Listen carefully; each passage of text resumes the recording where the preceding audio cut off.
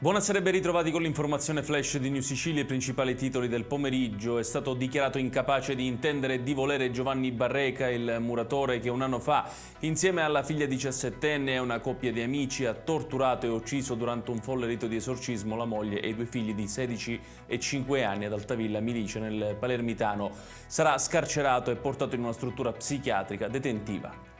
È stato condannato ad un anno l'ex primario del reparto di psichiatria del Policlinico di Palermo, Daniele La Barbera. I giudici hanno stabilito una sua responsabilità nella morte di una paziente che il 9 marzo del 2017 si gettò nel vuoto proprio da quel reparto, morendo sul colpo. Ha minacciato pesantemente l'ex convivente per estorcerle denaro, arrivando a pubblicare foto intime della donna. Per questi motivi i carabinieri hanno arrestato un 36enne catanese con l'accusa di atti persecutori e diffusione illecita di immagini o video sessualmente espliciti. È stato inaugurato a Enna il nuovo polo didattico e scientifico della Scuola di Medicina e Chirurgia dell'Università Core all'interno dell'ospedale Umberto I. Presente anche il presidente della regione siciliana Renato Schifani, che ha definito l'iniziativa un importante arricchimento dell'offerta didattica.